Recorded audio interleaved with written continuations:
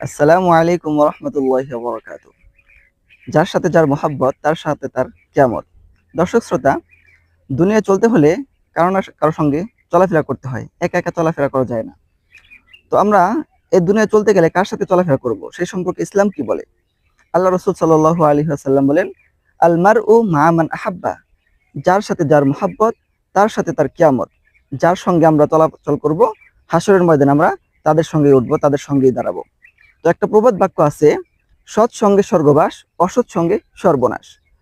তো আল্লাহ পাক রব্বুল আলামিন বলেন, ইয়া আইয়ুহাল্লাযীনা আমানু, হে ঈমানদারগণেরা, ইত্তাকুল্লাহ, তোমরা আল্লাহ তাআলাকে ভয় করো, ওয়া কুনু মা'আস সাদিকিন, এবং সত্যবাদীদের সঙ্গী হয়ে যাও।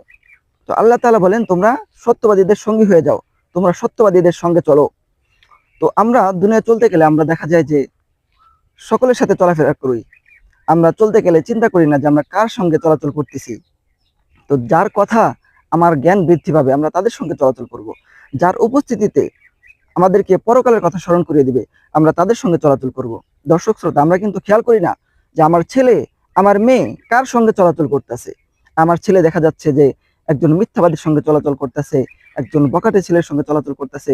আমার মেয়ে কোনো পর্দার কোনো বালাই নাই, বেপর্দা ভাবে বন্ধু বান্ধবের সঙ্গে ঘোরাফেরা করতেছে। এগুলো মোটেও ঠিক নয়। এর জন্য পরকালে আল্লাহ তাআলার দরবারে জবাবদাহি করতে হবে। আল্লাহ পাক রব্বুল আলামিন আমাদের সকলকে বুঝে আমল করার জন্য তৌফিক দান করুক। আসসালামু আলাইকুম ওয়া রাহমাতুল্লাহি ওয়া বারাকাতুহু।